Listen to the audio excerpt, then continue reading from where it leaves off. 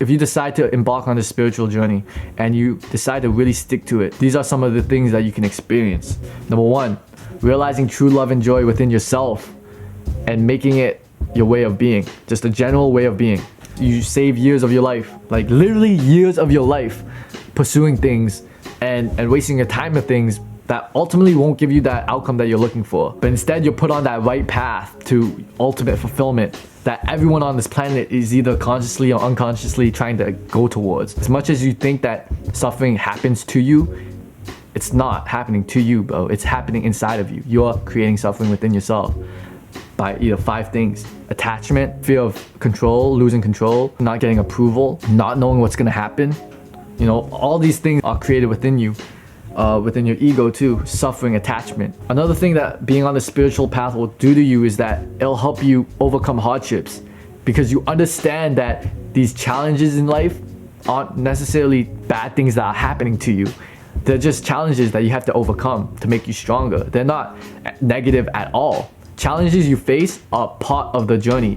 Like you should want the hardships, as weird as that sounds. One analogy I love is, I don't know if this is true, but apparently when a plant is budding, like before it breaks free from the soil, what farmers do is they dump more soil onto it. And so the plant has to exert more energy to move up, and it ultimately just grows up taller. And so that's kind of like an analogy for the hardships that we will inevitably face. Is these are challenges that you want to have. What you realize is all these experiences in life is just training you to evolve. If you take experiences as a victim, you move down. If you take it as training to release into surrender, you move up.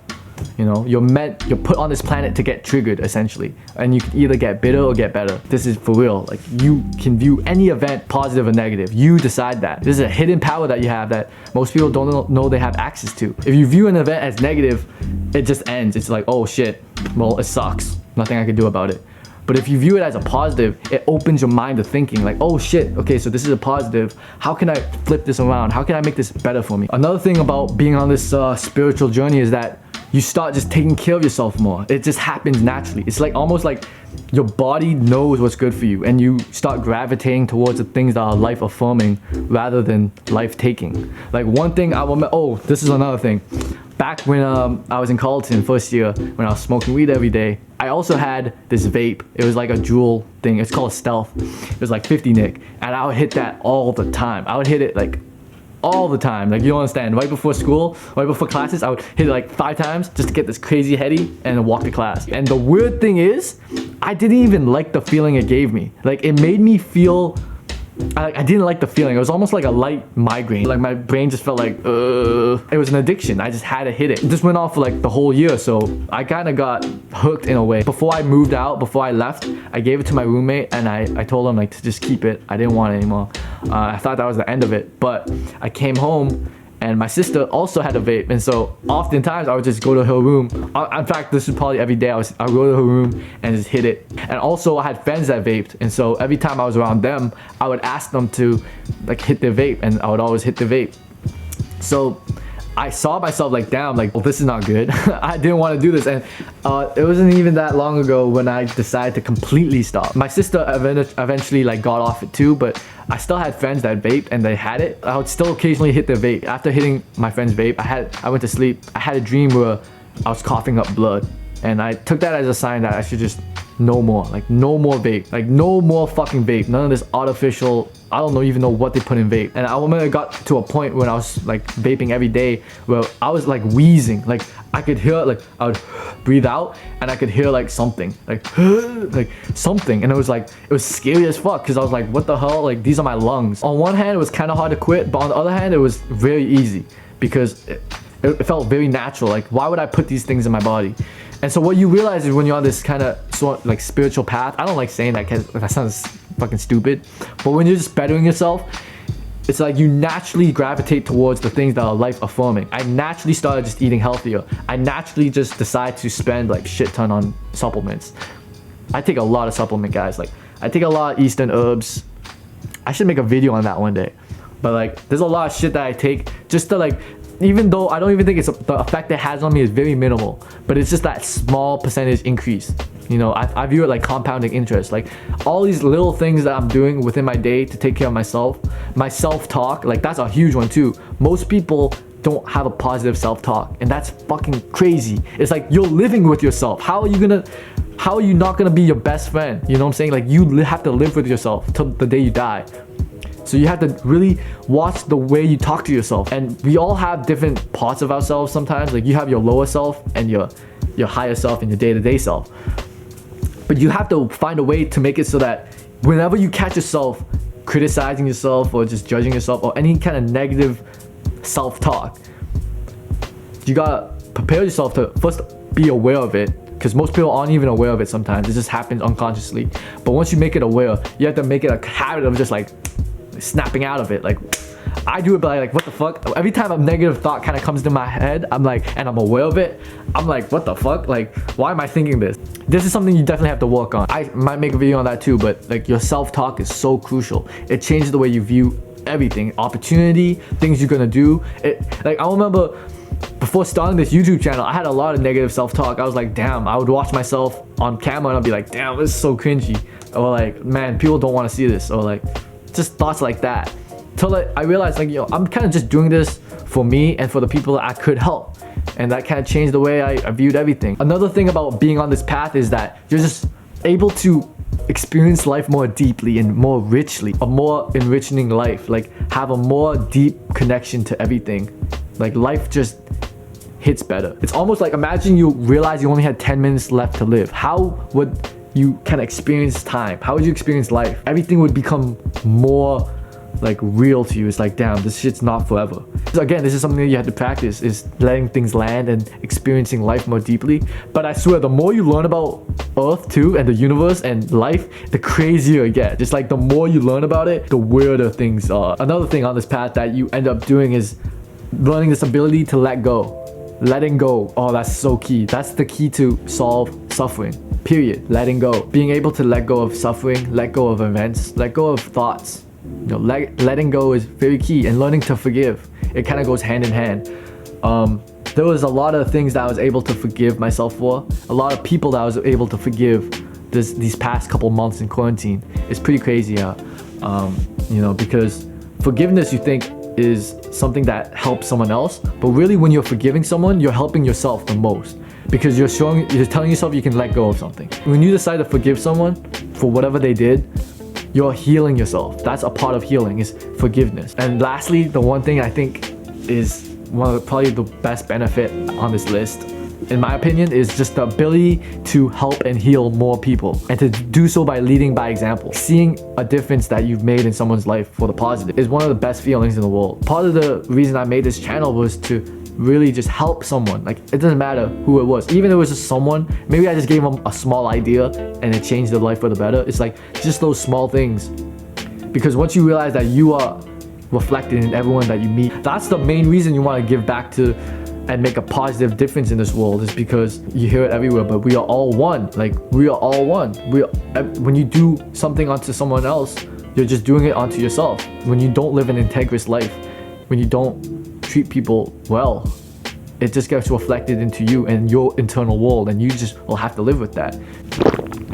So yeah, I just gave a kind of rundown on all those benefits of what spirituality kind of can bring to your life. Those are some experiences that I've even, have gotten the pleasure to experience on this really short journey of mine. I'm basically kind of only 2 years in, following my own path, but this shit has been such an amazing time. Like, a lot of people view quarantine as this really hard, difficult time for them, and I empathize with them. I can see it being very difficult, but my own personal experience of it has been nothing but amazing. I've experienced so much growth in this short period of time. Now getting to define what spirituality really is. Essentially, what's happening right now is the world is changing, and there's a mass awakening going on. And so a lot of people are waking up to the world around them. Whatever is happening in this world ultimately isn't all that important.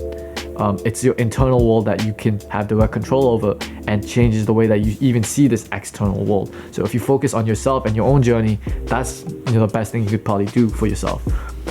Anyways, what is spirituality? I think spirituality is a very broad, very, very broad term, concept. You ask 10 different people, they'll give you 10 different answers. Spirituality is a very broad topic. It's very vague. It's also very deeply connected to our own personal experience and our subjective worldview. But I'll give you a quick, just a cookie cutter definition of spirituality that I think best encompasses everything. I think that spirituality is the process of discovering who you really are and this world that you're a part of, and connecting to a divine source or being that's greater than you through your own personal experience. You don't have to be religious, again, to be spiritual.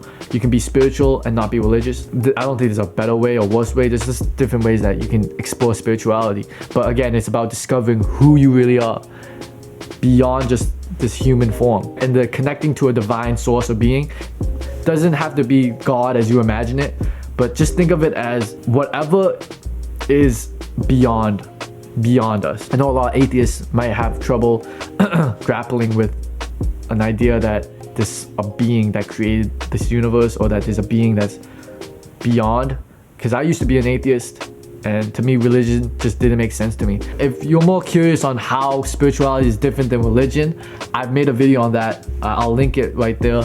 My view of the world changed, and so the way I view God is just as this, not as this entity, but almost like God goes beyond our own understanding. Our brains are limited in the fact that it can think, but it can't experience pure reality. People who have reached pure consciousness states all say that's indescribable. If you just view it like looking at an ant, an ant doesn't know what's going on in the world around them, but there is a huge world around them, and there's a huge universe that they're a part of that they don't even fully understand. Just like us, there's different dimensions. There's the other things beyond us and beyond our understanding. The paradigm of aiming towards physical success almost kind of just falls away because you're reaching for something higher. But the irony is in that reaching for something higher is that the material success will come to you, but at that point you won't even want it.